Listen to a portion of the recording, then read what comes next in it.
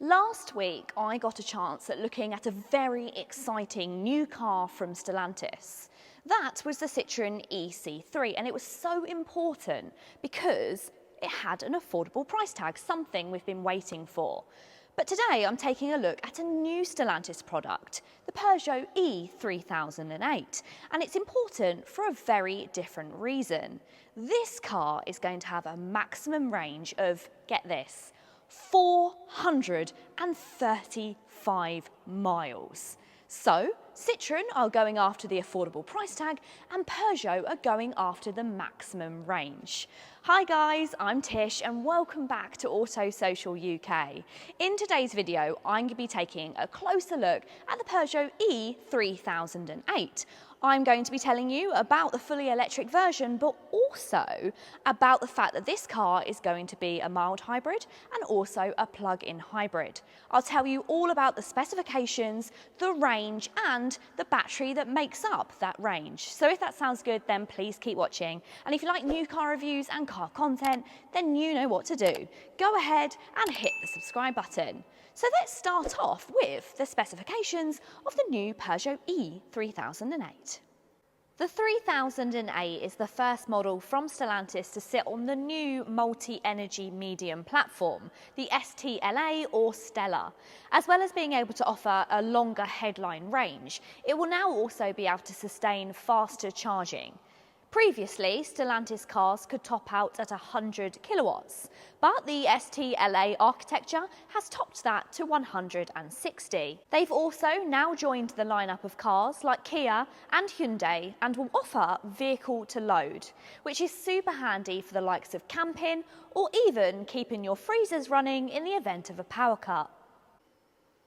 My instant reaction to the styling of this new model is a very positive one. You guys know that I loved the 408 and a lot of you did as well.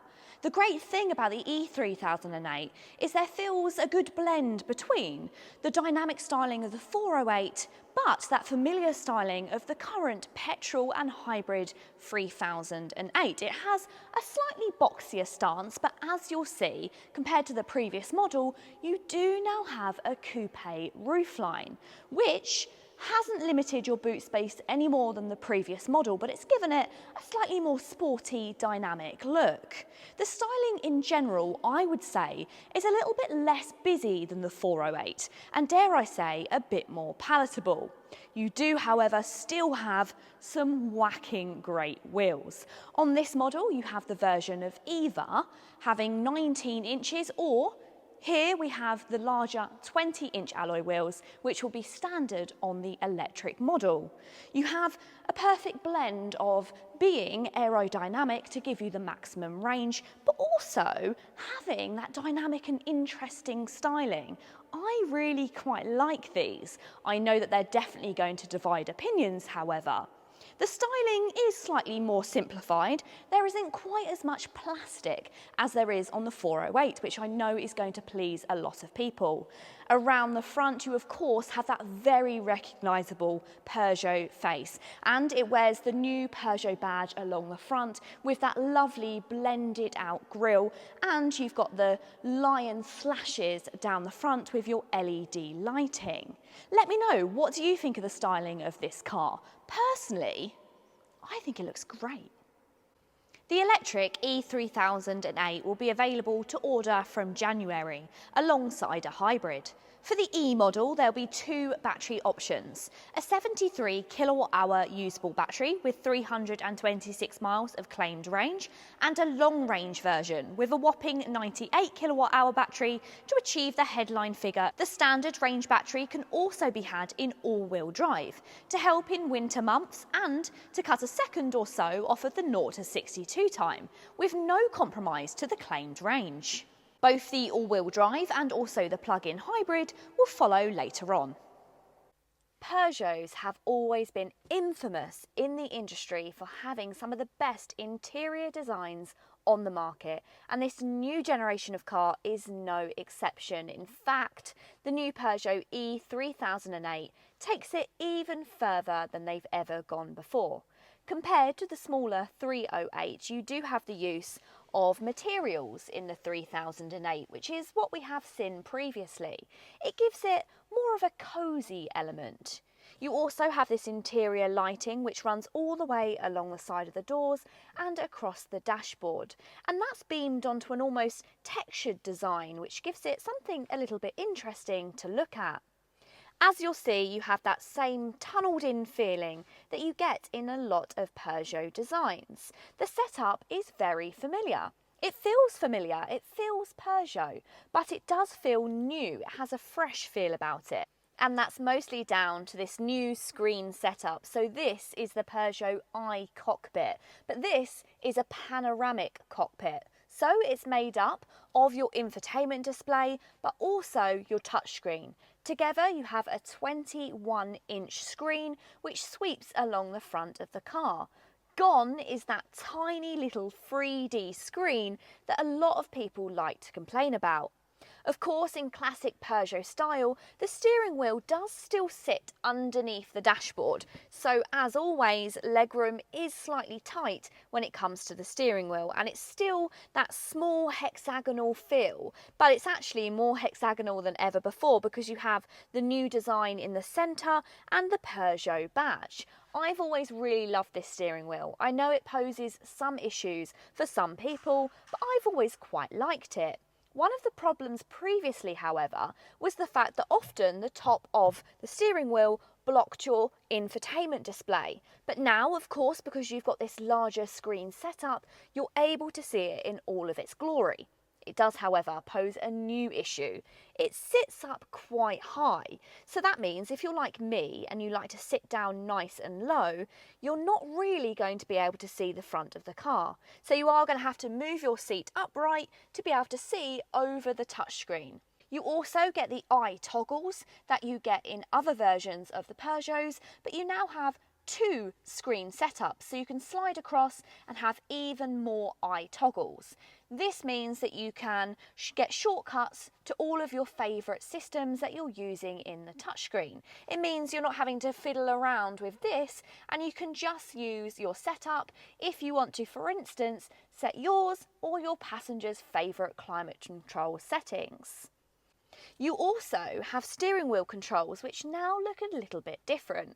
Funny story, when they first announced the interior of this car, there was a little bit lost in translation, and Peugeot described these as haptic buttons, and everybody in the room had a huge groan of discomfort because of how much they hated haptic buttons.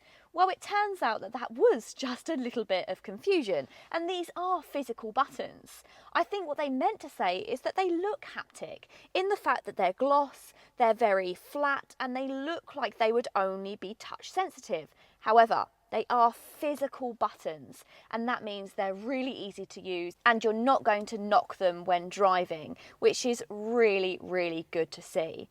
Overall, it just feels like an extremely nice place to be. One of the differences from the previous generation 3008 is that it's now a fastback, and some people may have concerns about headroom in the rear of the car. Well, as you can see, I've still got plenty of room. I've got around a couple of inches and I'm about 5'5" and I'm wearing a headband. 2 people will sit more than comfortably back here. 3 people could be a bit of a squeeze if you had long legs, because the centre console does come quite far forward. However, this is a multi-platform which will be able to sustain both electric, petrol and also hybrid, but they've managed to keep a completely flat floor, so you shouldn't have too many problems. There's a couple of USB-C chargers back here, and you've also got a pull-out armrest with a couple of cup holders and somewhere to pop a smartphone. Overall, the quality is still very good. You've got nice windows which you're able to see out of, so it shouldn't be too much of an issue when it comes to kids in the back feeling travel sick as they come down quite low. If you did want a little bit more space, perhaps you needed that extra headroom, or if you wanted a 7-seater, then you may want to wait for the 5008, which hopefully will also be having an electric revision. So, what do you think of the new Peugeot e-3008? I can't wait to hear all of your feelings about this new mega range model. But I know what you're all thinking. Tish, what is this all going to cost? Because we know that Peugeot have been positioning themselves as being a little bit more premium nowadays, and I think that their styling and their comfort of interior have definitely warranted a slightly higher price tag. But those bigger batteries are of course going to come at a bigger cost, but how much? Well, unfortunately, I am building you up to not being able to give you an answer. I don't have an answer to that, but here is my hopes. I really hope that all versions of the Peugeot e-3008 could come in at under £50,000. And whilst that sounds like a lot of money, when we compare it to the new Honda ENY1 that I've recently taken a look at, which can only do 250 miles, it can only charge at around 76 kilowatts per hour, this starts to sound like a bit of a bargain. Of course, we won't know until Peugeot release the prices, and perhaps they're going to be a lot more. But I think that if they can keep it between the £40,000–50,000 mark, they're going to be right on the money. I really hope you've enjoyed this video today, guys. If you have, please go ahead and give it a big thumbs up. If you want to see more, then you know what to do. Go ahead and hit the subscribe button. Until next time, see you later. I've completely forgotten. What is it? This is now called a... So this is the God. To the left. Yeah, good. Auto-social rear seats, take 3. Will this make the blooper roll? Yeah.